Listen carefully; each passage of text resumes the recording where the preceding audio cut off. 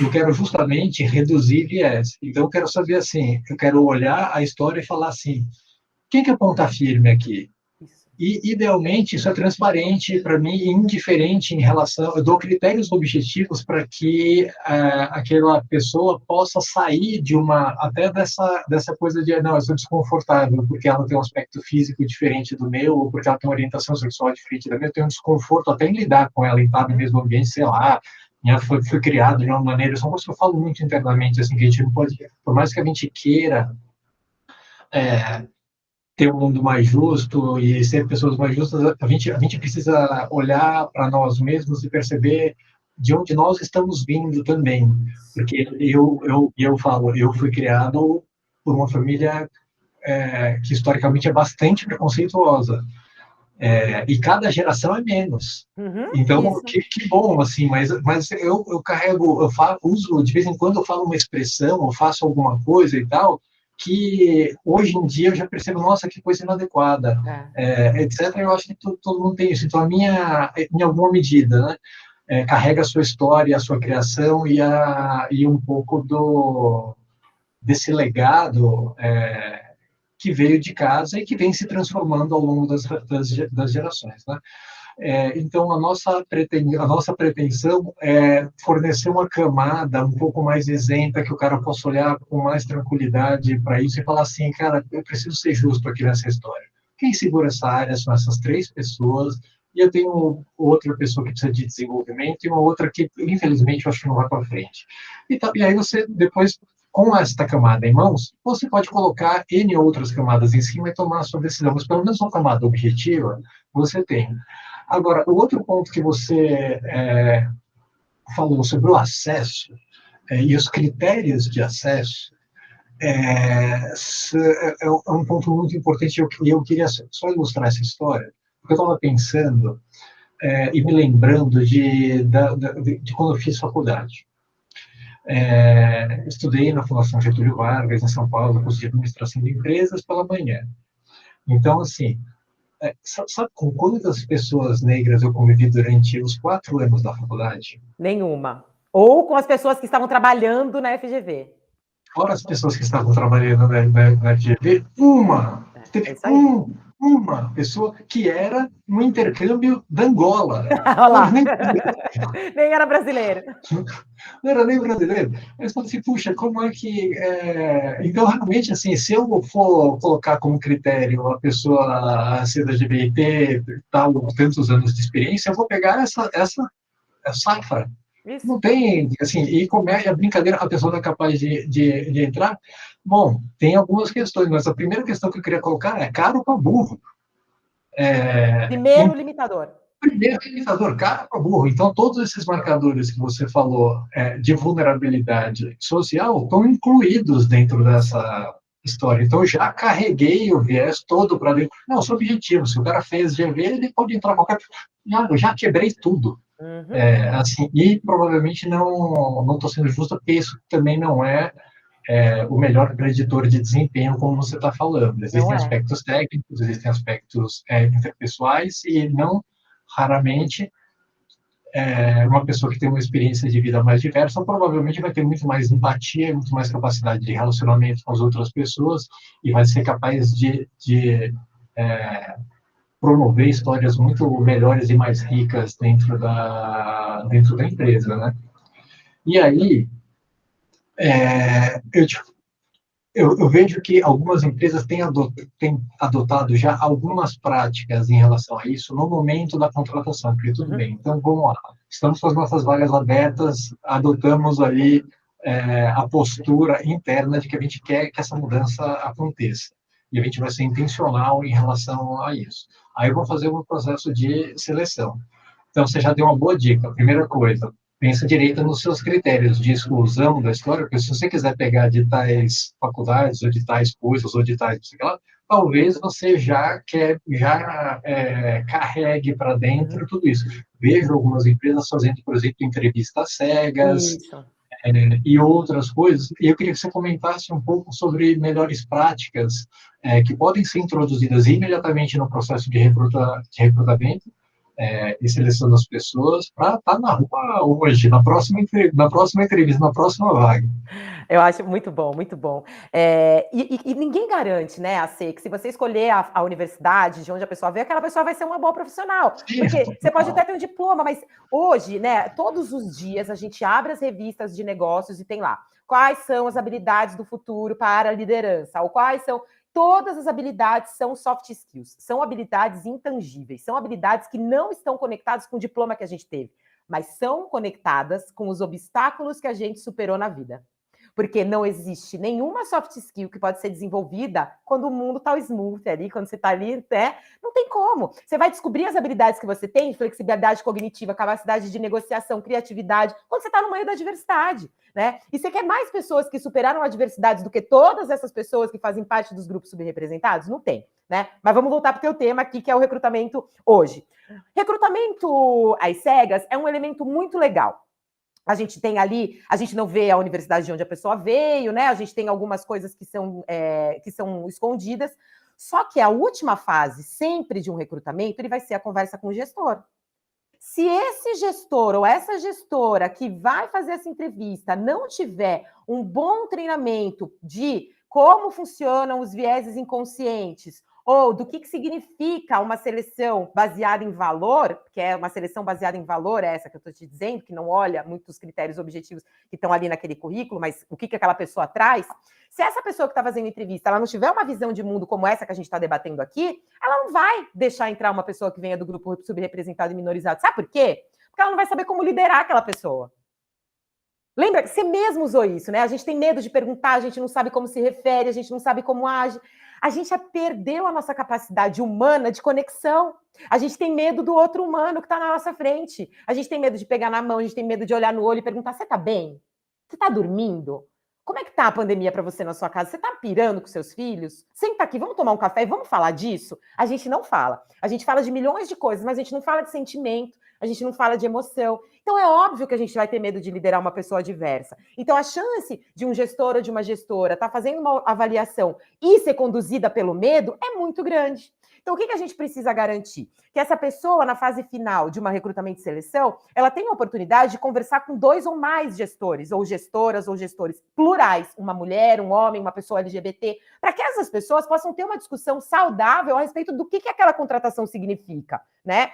Mas mais do que isso, se a gente está pensando em mexer no acesso, em trazer mais pessoas diversas para a nossa organização, a gente precisa trabalhar a nossa liderança. A gente precisa estar do lado da liderança, porque essa liderança precisa de ferramentas e um novo repertório que amplie esse mindset dela, para que ela não tenha medo de comprar a briga que é trazer diversidade para o time. Porque é uma briga que começa primeiro com a gente. Você falou, eu venho de uma família historicamente bastante tradicional. Eu também. Então, assim, como é que a gente faz para estar aqui hoje movendo essas cursas, fazendo essas discussões? É de dentro para fora. Se eu não faço uma investigação, porque eu, Ana Bavon, CEO da Before People, cultura inclusiva, sou uma pessoa enviesada, tem vários vieses. Sou capaz de cometer preconceitos. Trabalho diariamente para não cometer discriminações. Mas por que é que eu estou falando isso? Para que as pessoas possam perder o medo de se reconhecer capacitistas, fóbicas, racistas. Todos nós, em maior ou menor grau, somos e vamos cometer movimentos de exclusão. O que a gente precisa saber é quais são os vieses que me compõem. Putz, pode ser que eu seja uma pessoa que não saiba lidar com uma pessoa travesti. Eu já sei que eu tenho um viés aqui. Vou trabalhar ele. Mas se eu tenho medo de reconhecer esse viés em mim, eu nunca vou conseguir trabalhar. Aquilo que não está no meu consciente, aquilo que eu me recuso a olhar, eu não vou conseguir trabalhar nunca. Então, a liderança hoje, ela precisa de um suporte que a conduza nessa jornada para dentro de si, se enxergue, se olhe, traga para cá, né, para o nível da consciência, quais são os trabalhos que a gente precisa fazer a nível de desfazimento de vieses, para que daí a gente possa promover maiores possibilidades de acesso. Faz sentido, assim, parece uma coisa muito subjetiva, né? Quando eu falo de emoção, de sentimento, de olhar para si, mas não tem outra saída. Nós fizemos aqui alguns webinars sobre vulnerabilidade, sobre comunicação não violenta, e sobre temas que eu acho que cresceram de importância, principalmente com a história da pandemia, por 2 aspectos. Primeiro, teve um aumento da fragilidade das pessoas e do desconforto psicológico objetivo e subjetivo, né? Tanto pelo medo real de ser demitido, porque a empresa está enfrentando uma crise, quanto o medo também real de pegar Covid e eventualmente, ou tem pessoas da família que pegaram e eventualmente até faleceram. Então, existe uma camada objetiva de medo, e aí existe como a gente vive todas essas histórias, e tem esse afastamento, porque aí, de repente, todo mundo foi para o trabalho remoto, e agora estamos vivendo uma transição, mas eu acho que houve, se há um aspecto positivo nisso, houve um aumento da maturidade das empresas em relação à sua capacidade de gestão. Então, se organizar para fazer o trabalho remoto fez, eu sempre brinco falando que fez a maioria das empresas passarem de um modelo de gestão baseado em esforço percebido para um modelo de entrega realizada. Né? Então, ótimo. Não é se a pessoa está, se eu estou vendo que ela está trabalhando, mas se ela está entregando conforme foi combinado e dentro de uma forma sustentável, etc. Então, existe um lado positivo, existe um lado negativo, e a gente tem trabalhado muito essa questão, porque esse distanciamento físico entre as pessoas reduz um pouco as oportunidades, assim, não intencionais de descobrir essas coisas, de perceber que a pessoa tá triste, porque na reunião ela está ali objetivamente falando o que precisa fazer, etc. E o gestor, nesse ambiente remoto ou híbrido, e eu acho que a gente provavelmente vai continuar híbrido por muito tempo, talvez, inclusive, esse seja, de verdade, a forma de trabalho dominante no futuro, em menor ou maior grau, mas você tem menos oportunidades para que esses encontros fortuitos, assim, e essa percepção mais sutil aconteça. Então, você tem que ficar especialmente mais atento para as entrelinhas, para a linguagem corporal, para atitudes, para pequenas coisas, porque seu campo de percepção, sua oportunidade se reduziu um pouco. Isso talvez, por um lado, traga até um pouco mais de conforto para quem tem esse desconforto quase físico de estar em contato com uma pessoa muito diferente, assim, deu uma certa distância, mas, em compensação, agora, eu preciso estar especialmente atento e sensível ao que está acontecendo. E aí, eu percebo que, por conta dessa redução, tem uma coisa que a gente fazia e eu acho que ficou mais importante, que é a questão, a gente faz avaliação 360, né? Então, a gente termina, você falou no processo de contratação, deixar a pessoa falar com vários líderes diferentes. Na avaliação 360 você também tem um pouco isso, porque você tem vários pontos de vista, né? Você tem os pares, você tem eventualmente fornecedores / clientes de outras áreas da empresa, você tem chefes, dependendo de como aquela coisa se organiza, etc. Então você tem um pouco mais de espaço para isso. E você tem, a gente trabalha muito também com a prática de feedback contínuo, né? Existem as datas formais para as avaliações 360, mas existem esses one-on-ones, assim, acontecendo de forma contínua. E aí eu estou trazendo isso porque existe uma coisa que pode ser trabalhada também, que são processos internos que vão ajudar até a criar a cultura, né? Se você, por exemplo, a empresa tem uma cultura de ouvir, mas para criar a cultura de ouvir, pode ser que eu tenha que ter sido intencional em relação a isso e colocado um processo que é, meu amigo, no dia tal, você tem que fazer, você tem que ouvir as pessoas. É isso, não Se tem você não ouvir pelo menos 15 vezes por semana, você não está fazendo o seu trabalho. E aí, com o tempo, isso vira uma coisa mais natural, né? Fala assim, putz, eu queria que você falasse um pouquinho sobre o papel dos processos na construção de uma cultura mais inclusiva. E eu acho que aí a gente está realmente dentro do tema de inclusão, né? Que a gente trouxe a pessoa. A gente trouxe a pessoa, mas agora a gente tem que fazer, a gente tem que dar chance, a gente tem que deixar a pessoa se desenvolver. A gente não sabe o que é ser eu, como homem branco, não sei o que é ser diferente disso na minha própria empresa, então eu preciso ter esse ponto de contato, né? Eu preciso ter essa honestidade intelectual e ter esses passos que, se não ocorrerem organicamente, eu preciso promover, preciso ser ativo em relação a isso e promover. É isso. Pincelasse um pouquinho sobre processos. Excelente, excelente esse exemplo que você deu, né? Quando você fala assim, a gente tem uma cultura de escuta, mas como que ela se dá? Vocês conversam no cafezinho? Vocês conversam enquanto estão passando? Como que é essa cultura de escuta, né? E é exatamente isso, assim, quando a gente fala de diversidade e inclusão, a gente fala muito da sensibilização para o tema, né? Então a gente vê muito letramento, as pessoas fazem palestras, as pessoas querem falar sobre isso, explicar o que significa, como trata. Mas a diversidade, ela é um novo drive para tudo que a gente faz dentro da organização, né? Então, se a gente determina processos guiados pela diversidade humana, visando uma cultura de inclusão, a gente precisa rever como é que a gente faz as coisas. Dentro da avaliação 360, eu tenho espaço para uma avaliação conectada com o tema de inclusão, com o tema de diversidade? Eu mudo, eu insiro um novo processo. Se eu estou dizendo que eu preciso que a minha empresa tenha uma cultura de feedback contínuo, o que você faz? Você cria momentos e oportunidades para que isso exista.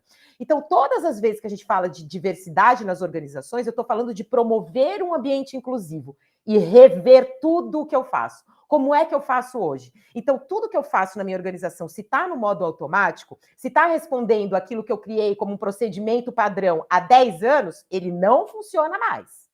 Se eu estou falando que o meu pipeline de sucessão ele é definido hoje pela forma como eu fazia há 5 anos atrás, ele já não funciona mais, né? Se eu estou dizendo que hoje o meu processo de hiring é feito da mesma forma há 3 anos, ele já está obsoleto, há 2 pelo menos, né? Então, como é que eu coloco a inclusão como um elemento para tudo isso? Eu olho a diversidade humana que acompanha a minha organização. Então, se eu estou falando que eu preciso de uma cultura inclusiva, eu preciso de uma cultura onde todo mundo seja visto, ouvido e valorizado, né? Para quê? Para que a gente possa potencializar o valor dessa narrativa de vida diversa, que é o que eu quero, que é o insumo para a geração da minha inovação. Então, eu não tenho como fazer nada se não for com aquela palavra que você usou, forçando e colocando intenção. Então, eu vou ter que intencionalmente criar um novo processo.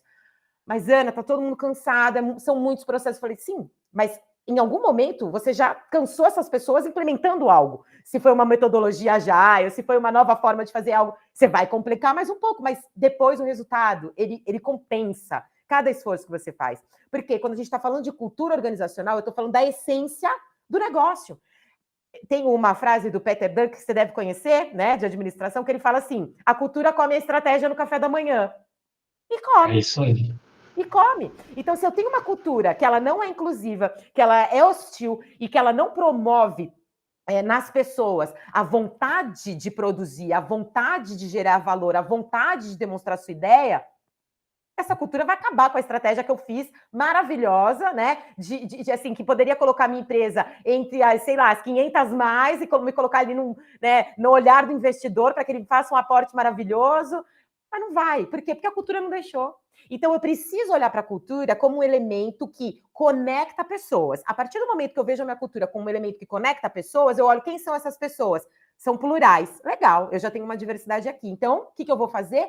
Colocar pimenta, vou potencializar isso. E aí você tem várias ferramentas para fazer. Mas não tem como a gente olhar a inclusão nas organizações sem olhar para todos os processos e o refazimento deles a partir da lentezinha da diversidade. Não tem jeito. E mais, hein? Agora a gente está falando de ESG, agora a gente está falando de agenda da ONU, agora a gente está falando de demandas que o board não tinha, que hoje tem, né? Que ele exige que tenha diversidade nos conselhos. A gente está falando de empresas de capital aberto que precisam responder que precisam responder para demandas de mercado que estão colocando a diversidade e a inclusão como critério, né? Então, assim, a gente não tem mais saída. A única saída que a gente tem, aí, de novo, é olhar para dentro. E dentro pode vir o que for, né? A gente precisa dar conta disso. Ana, eu queria explorar um pouco a sua experiência específica na Before People como consultora. Aí eu queria saber um pouco assim, qual que é o papel de um consultor dentro desse processo de mudança, porque eu fui consultor no começo da minha carreira por muitos anos, e eu sei que algumas coisas quebrar a inércia dentro da organização é extremamente difícil. Às vezes, se você não tiver uma pessoa que chegue assim, às vezes vai falar uma coisa que você até sabe, assim, mas que não coloca aquilo na luz, e muitas vezes coisas que você não sabe também, né? Então, eu queria que você contasse um pouco como é que é a atuação da empresa e quais são os tipos de projeto que você realiza e como é que se dá apoio a essa transformação. Muito legal. Você foi consultor, então você imagina, né? Assim, não é simples. Eu acho que a primeira coisa que que eu preciso dizer é que aqui na Before, a gente tem aqui na Before People, a gente tem um papel muito específico. A gente atua diretamente na revisão desses processos e em estratégias de longo prazo para refazimento dessa cultura, para estabelecimento de uma cultura inclusiva. Então, a gente trabalha muito perto da liderança, e eu estou falando de liderança da alta liderança, para quê? Para a gente poder entender qual que é o mindset dessa população e, através dessa população, a gente conseguir cascatear, né, cultura, exemplo, quem tangibiliza, né, são os líderes, para que a gente possa cascatear uma nova cultura. E daí, o maior ponto de inflexão que a gente tem hoje é a organização entender que lá dentro, a gente precisa de pessoas que estejam conectadas diretamente conosco para a gente poder implementar novas ações ou que nos ajudem a desenvolver os processos que a gente vai propor. E mais que isso, entender que talvez as organizações hoje não tenham profissionais aptos a exercer esse papel dentro dela, conectando diversidade e inclusão. Por quê? Porque é um tema novo, é uma agenda absolutamente disruptiva e que, se ela estivesse no radar das pessoas na organização, nós não estaríamos onde estamos hoje, nós já seríamos empresas diversas e inclusivas, né? E mais do que isso, compreender que não é uma agenda do RH. A responsabilidade da cultura da empresa nunca foi do RH. Então, por que é que a gente está colocando no RH a necessidade de fazer essa transformação dentro da organização, tornando ela mais diversa, mais inclusiva? Não é. Isso é da dimensão do comitê executivo. Isso é da dimensão da decisão do CEO, né, dos seus pares e da C-suite. Né? Por quê? Porque as decisões que vão ser tomadas para a gente implementar uma cultura nova são decisões desse nível, que a gente vai precisar colocar em tensão e que a gente vai precisar fazer uma aposta que dentro da mesma organização a gente vai ter pessoas que não vão gostar e que não vão se sentir confortáveis. Então, quem é que vai enfrentar esse tipo de animosidade que vai ter dentro da organização? Não é uma pessoa, é um conjunto de pessoas e um conjunto de valores muito bem amarrados que vão nos ajudar a estabelecer esses novos inegociáveis, né, que eu digo. E quais são os inegociáveis? Eu vou colocar pessoas negras aqui, eu vou colocar mulheres aqui, eu vou colocar pessoas LGBTQIA+ aqui. Por quê? Quando a gente decide, por exemplo, fazer uma ação afirmativa, né? A gente teve aí notícia da ação afirmativa dos trainees negros, por exemplo, da Magalu ou da Bayer, né? E eu posso falar com bastante tranquilidade, porque quem cuida dessa ação afirmativa da Bayer é a Before People. Então, o que nós fizemos ali? Ali a gente tem um suporte muito grande dentro da organização, a gente tem uma pessoa dedicada a isso, mas a gente precisou trabalhar todo o mindset da liderança antes de abrir o processo para a ação afirmativa. Depois a gente abriu a ação afirmativa e a gente continua acompanhando tanto líderes quanto trainees num longo prazo. Então, é um trabalho que não é simples, é um trabalho que precisa de dedicação de muitas áreas e de muitas pessoas. Então, para que a nossa consultoria possa fazer um bom trabalho, eu preciso que as pessoas lá dentro da organização, pelo menos um grupo, esteja dedicado efetivamente a essa ação transformacional e se disponibilize, né, para que isso seja feito. E acho que esse é o maior ponto, mas entender de uma vez por todas, talvez, que diversidade não seja uma agenda do RH, que não está só ali na competência do RH de trazer essas pessoas. Acho que isso talvez seja hoje, dentro do ambiente de negócios, o maior desafio que as consultorias, não só a minha, mas aí eu coloco todas as outras consultorias de diversidade e inclusão e de cultura trabalhando. Acho que o maior desafio que nós temos hoje é esse. Porque as pessoas tendem a dar essa agenda. Isso aqui é coisa do RH. Não é, gente. Não é. E se vocês continuarem pensando que a gente vai continuar mais 5 anos nessa discussão, né? E vocês vão estar perdendo aí muita coisa, porque o ambiente de negócios ele é mais veloz do que nunca, né? A gente está vivendo um mundo bunny. Então, no mundo bunny, a gente precisa entender que diversidade e inclusão não é agenda do RH, é uma agenda estratégica de negócio e é da responsabilidade do comitê executivo.